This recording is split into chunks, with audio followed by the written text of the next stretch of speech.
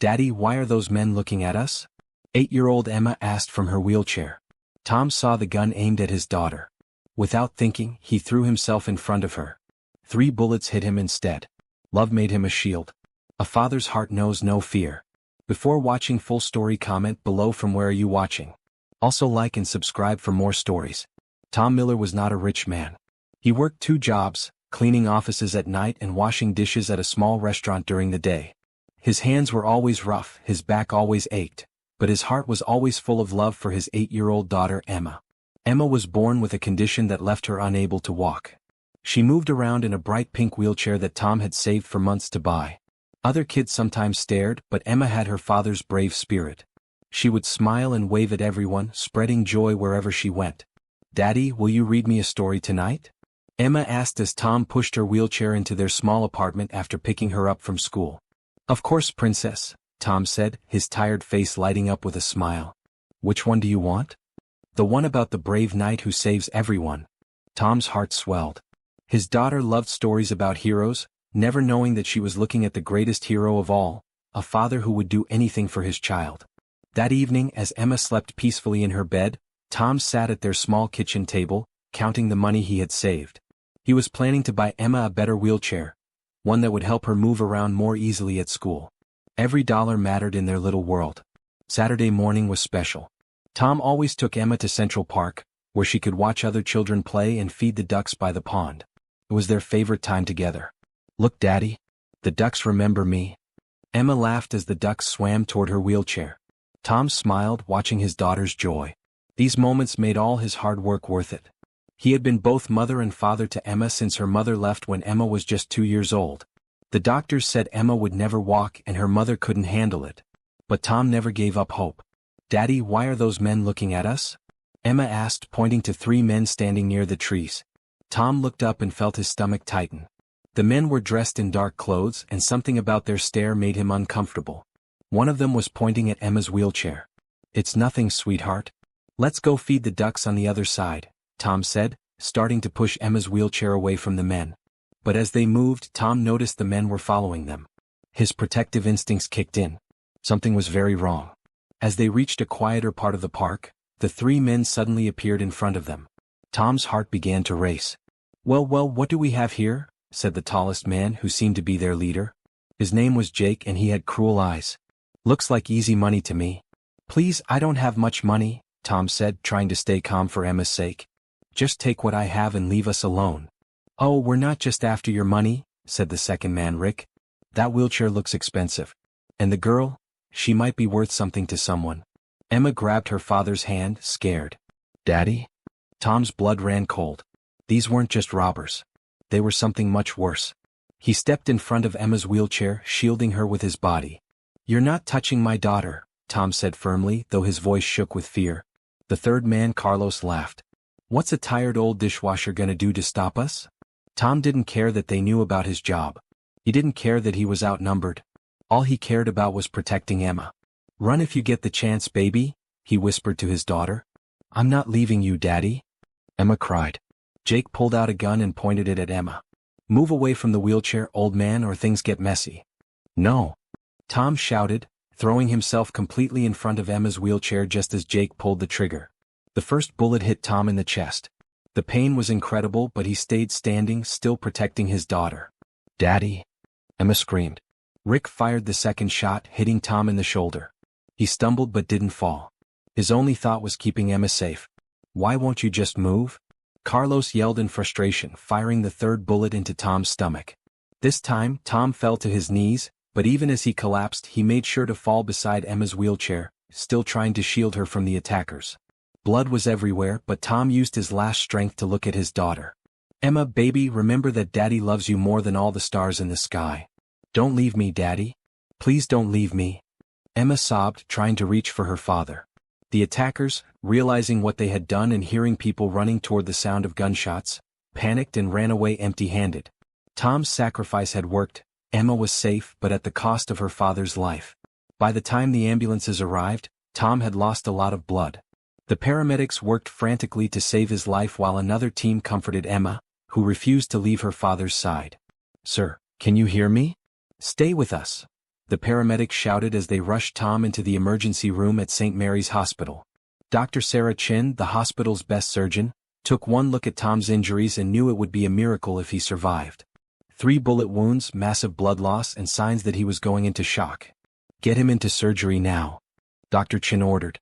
"And someone take care of that little girl, she's been through enough."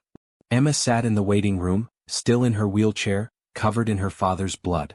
Nurses tried to clean her up and comfort her, but she just kept asking the same question, "Is my daddy going to be okay?" The surgery lasted 6 hours. Tom's heart stopped twice on the operating table, but each time Dr. Chin and her team managed to bring him back. Hospital Director Michael Harrison was reviewing patient files the next morning when he came across Tom Miller's case. As he read the police report and witness statements, his hands began to shake. The witnesses all said the same thing. The father threw himself in front of his disabled daughter's wheelchair, taking 3 bullets meant for her.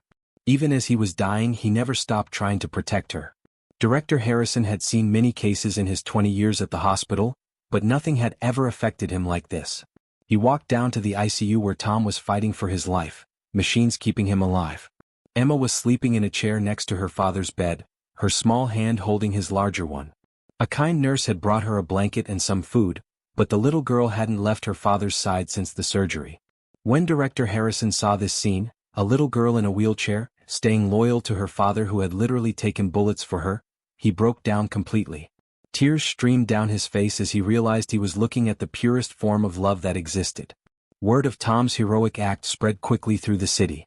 The local news picked up the story, and soon everyone knew about the single father who took 3 bullets to protect his disabled daughter.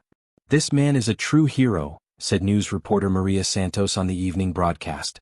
"Tom Miller, a dishwasher and office cleaner, showed us what real courage looks like when he sacrificed himself to save his 8-year-old daughter Emma." The story touched hearts everywhere. People began showing up at the hospital with flowers, cards, and donations for Emma's care. Mrs. Rodriguez, Tom's neighbor, was interviewed on television. "Tom was always such a good father," she said, wiping tears from her eyes. "He worked so hard for that little girl. When Emma's mother left, Tom never complained. He just loved that child more and took care of her all by himself." Emma's teacher, Miss Johnson, also spoke to reporters. "Emma always talked about her daddy with such love. She would tell the class about how he read her stories every night and took her to the park on weekends. That little girl was his whole world." While Tom remained unconscious in the ICU, Emma showed incredible strength for an 8-year-old. She talked to her father constantly, believing he could hear her. "Daddy, I told the nurse about your favorite song today," Emma whispered, holding his hand. "She said she'd play it for you. Remember how we used to sing it together when you pushed me to the park?" Dr. Chin checked on Tom regularly and was amazed by his daughter's dedication. "She hasn't left his side except to use the bathroom," Dr. Chin told Director Harrison. "That little girl has more strength than most adults I know." "How is he doing, doctor?" Harrison asked. "It's touch and go. The bullets did a lot of damage. But I've seen stranger things happen. Sometimes love can be stronger than medicine." Emma overheard and looked up at Dr. Chin with hopeful eyes. "Does that mean my daddy will wake up?" Dr. Chin knelt down beside Emma's wheelchair. "Your daddy is fighting very hard, sweetheart. He's fighting because he loves you so much." On the 5th day, something incredible happened. Tom's eyes began to flutter open. The machines around him started beeping more steadily. "Daddy?" Emma whispered, leaning forward in her wheelchair. "Daddy, can you hear me?" Tom's voice was barely a whisper. "Emma? Baby, are you okay?" "I'm okay, Daddy. You saved me. You're my hero." Emma cried, tears of joy streaming down her face. Dr. Chin rushed into the room when she heard the monitors changing. She couldn't believe what she was seeing. "Tom, you gave us quite a scare there. How do you feel?" "Like I got hit by a truck," Tom whispered, then looked at Emma. "But she's safe. That's all that matters." Director Harrison, who had been checking on them regularly, happened to be in the hallway when he heard the good news. He walked into the room just as Tom was fully waking up. "Mr. Miller," Harrison said, his voice thick with emotion, "you're the bravest man I've ever met." Tom looked confused. "I just did what any father would do." "No," Harrison shook his head. "What you did was extraordinary. You literally gave your life to protect your daughter." Meanwhile, Police Detective James Murphy had been working around the clock to find Tom's attackers. The 3 men, Jake, Rick, and Carlos, had a history of targeting vulnerable people in parks. "We've got witnesses who saw them running from the scene," Detective Murphy told his partner. "And we found the gun they threw away while escaping." The investigation revealed that the three men had been watching Tom and Emma for weeks, planning to rob them and potentially kidnap Emma to sell her wheelchair and worse. But they hadn't expected a father's fierce love to stand in their way. "These guys picked the wrong family to mess with," Detective Murphy said. "They thought they found easy targets, but they met a lion protecting his cub." Within a week, all three attackers were arrested. Jake was found hiding at his girlfriend's apartment, Rick was caught trying to leave the state, and Carlos was arrested at a bar where he was bragging about the incident. The trial of Emma's attackers became a sensation. The courtroom was packed every day with supporters of Tom and Emma. People came from all over the city to show their support for the heroic father and his brave daughter. Tom, still recovering from his injuries, testified from a wheelchair of his own. His voice was strong as he told the jury about that terrible day. "I saw them looking at my daughter like she was prey," Tom said. "I saw the gun pointed at her. In that moment I didn't think about myself. I only thought about protecting Emma. She's my whole world. I would take 1,000 bullets for her." Emma, sitting in her pink wheelchair beside her father's temporary wheelchair, held his hand throughout his testimony. The sight brought tears to everyone's eyes, including the tough judge who had seen many cases in his career. The defense lawyers tried to argue that their clients were just desperate for money, but the evidence was overwhelming. The three men had shown no mercy toward a disabled child and her loving father. When it was time for sentencing, Judge Williams looked directly at Jake, Rick, and Carlos. "You attacked an innocent child and a good man who was simply enjoying a day in the park with his daughter. Mr. Miller showed us what real courage and love look like. You showed us what evil looks like." Jake received 25 years in prison. Rick got 20 years. Carlos received 22 years. As they were led away in handcuffs, not one of them showed any remorse for what they had done. While Tom was recovering, the community had been busy. The story of his sacrifice had inspired thousands of people to donate money to help the Miller family. Director Harrison organized a special ceremony at the hospital. Local business owners, teachers, neighbors, and complete strangers who had been touched by the story all gathered in the hospital's main lobby. "Tom Miller showed us that heroes don't wear capes," Harrison announced to the crowd. "They wear work clothes and wash dishes and clean offices, but they have hearts bigger than the ocean." The donations had grown to over $200,000, enough to pay for Tom's medical bills, buy Emma the best wheelchair available, and set up a college fund for her future. But the most touching gift came from Emma's classmates. They had made a huge card with their handprints all over it. The message read, "To the best daddy in the world, thank you for showing us what love looks like." When Tom saw the card, he broke down crying. These were happy tears, tears of gratitude for how much love surrounded his daughter. 6 months after the attack, Tom had recovered enough to go back to work, though he couldn't do the same heavy lifting as before. The community had helped him find a better job at a local school, where Emma could attend classes and he could work in the office. "Daddy, look how fast I can go in my new wheelchair," Emma called out as she zoomed around the school playground. The donations had bought her a state-of-the-art wheelchair that made her more independent than ever. Tom watched his daughter play with her new friends, children who didn't see her disability but just saw Emma, a smart, funny, brave little girl with the biggest smile in the world. "She's amazing," said Principal Anderson, who had hired Tom. "And so are you. That little girl is lucky to have a father like you." "I'm the lucky one," Tom replied, watching Emma laugh with her friends. "She gives my life meaning. Everything I do is for her." 1 year after the attack, Tom and Emma returned to Central Park. Tom had been nervous about going back, but Emma insisted. "Daddy, that's where you became my superhero," she said. "I want to see it again, but this time as a happy place." They went to the duck pond where they used to feed the birds before that terrible day. But now, instead of fear, Tom felt proud. He had faced the worst moment of his life and had protected what mattered most. "You know what, Emma?" Tom said as they watched the ducks swim peacefully. "Bad things happen here, but love won. Good always wins when people like you are in the world." Emma looked up at her father with wise eyes that seemed older than her 9 years. "Daddy, do you know why I love you so much?" "Why, princess?" "Because you showed me that love is stronger than anything scary. Even bullets couldn't stop you from protecting me." Tom hugged his daughter tightly, careful not to hurt her but wanting her to feel how much she meant to him. As Emma grew older, she never forgot the lesson her father taught her that day in the park. She began speaking at schools about bullying and protecting others who might be vulnerable.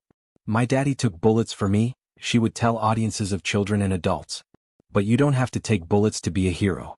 You can be a hero by being kind to someone who's different, by standing up for someone who's being picked on, or by helping someone who needs it. Tom would sit in the back of the auditorium during these speeches, tears in his eyes as he watched his daughter turn their terrible experience into something that could help others. The Miller family also started a foundation to help single parents who had children with disabilities.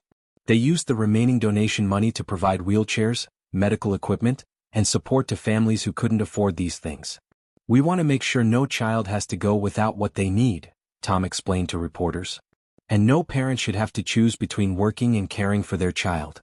When Emma turned 16, she announced her dream to her father. "Daddy, I want to become a doctor. I want to help other kids like me." Tom's heart swelled with pride. His little girl had grown into a remarkable young woman, determined to make the world better for others. "You can do anything you set your mind to, Emma," Tom told her. "You've already shown more strength and courage than most people show in their entire lives." Emma had indeed grown strong. The attack that could have destroyed her spirit had instead made her more determined to live fully and help others do the same. She graduated high school as valedictorian, earned a full scholarship to medical school, and never stopped being grateful for the father who had literally laid down his life to protect her. When Emma got married at age 26, there wasn't a dry eye in the church. Her husband, David, was a kind man who worked with disabled children and had fallen in love with Emma's spirit and strength. As Tom walked Emma down the aisle, she had chosen to walk with special braces for her wedding day. He remembered that little girl in the pink wheelchair who used to ask him to read her stories about brave knights. "You became the brave knight, Daddy," Emma whispered to him as they reached the altar. "You saved the princess and now she's going to live happily ever after." Tom kissed his daughter's forehead and placed her hand in David's. "Take care of my princess," he said to David. "I will, sir. I'll love her the way you taught her she deserves to be loved." Dr. Emma Miller Johnson returned to St. Mary's Hospital as a pediatric specialist, the same hospital where her father had fought for his life 15 years earlier. Director Harrison, now ready for retirement, was there to welcome her. "Your father would be so proud," Harrison told her on her first day. "Actually, he is so proud. He talks about you to anyone who will listen." Emma smiled. Tom had indeed never stopped bragging about his daughter. He had kept every newspaper article about her achievements, every photo from her graduation, every award she had won. "He taught me that love is the strongest force in the universe," Emma said. "I want to bring that same love to the children I treat here." And she did.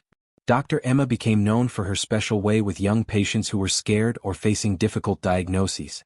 She would tell them about courage, about fathers who take bullets for their children, about how love can overcome anything. Tom continued working at the school until he retired at 65. The students there loved Mr. Miller, who always had time to listen to their problems and who treated every child like they were precious. On his retirement day, the school surprised him with a special ceremony. They unveiled a plaque that read, "Tom Miller, a hero who taught us that love is the greatest strength of all." Emma was there with her own children, twins named Hope and Love, who adored their grandfather and the stories he told them about being brave. "Grandpa Tom," little Hope asked one day, "were you really shot by bad men?" Tom knelt down to her level just as he used to do with Emma. "Yes, sweetheart, but that's not the important part of the story. The important part is that love won. Love always wins." "Will you protect us like you protected Mommy?" asked Love. "With every breath in my body," Tom promised. "But you know what? You're going to be strong enough to protect yourselves and help protect others too. That's what love does, it makes us all braver and stronger." 25 years after that terrible day in Central Park, Tom Miller sat in his favorite chair, surrounded by his family. Emma was now a renowned doctor, her husband David ran a foundation for disabled children, and their twins were bright, compassionate teenagers who volunteered at hospitals and helped other kids with disabilities. As Tom looked around at all the love in the room, he thought about that moment when he saw the gun pointed at his little girl. He had acted on instinct, without thinking, driven only by a father's love. "Do you ever regret it?" Emma asked him quietly one evening. They were sitting on his porch watching the sunset. "Taking those bullets, you could have been killed." Tom looked at his daughter, brilliant, successful, happy, surrounded by people who loved her. He thought about all the children she had helped as a doctor, all the lives she had touched, all the love she had spread in the world. "Regret it?" Tom shook his head. "Emma, my love, that was the most important thing I ever did in my life. In that moment I had the chance to show you what love really means. And look what you've done with that love, you've shared it with the world." Emma reached over and took her father's hand, the same way she had in the hospital all those years ago. "Thank you, Daddy. For everything. For showing me that heroes are real, that love is stronger than fear, and that some things are worth any sacrifice." Tom squeezed her hand and smiled. "You're welcome, Princess. But remember, you turned out to be the real hero. You took what happened to us and used it to help others. That's what real heroes do." As they sat there in comfortable silence, watching the sun set over their peaceful neighborhood, Tom Miller knew that every bullet, every moment of pain, every sleepless night had been worth it.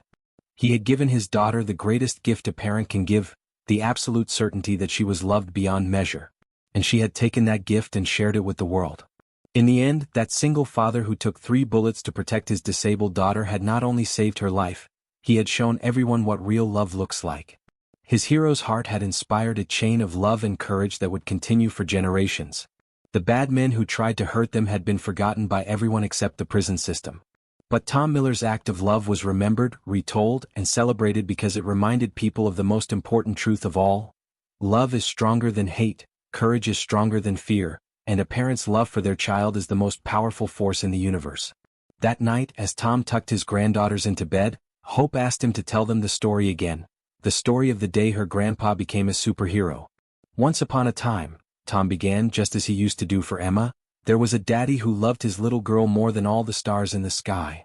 And as he told the story once more, Tom realized that this was his greatest victory, not just saving Emma that day, but raising her to be someone who would save others.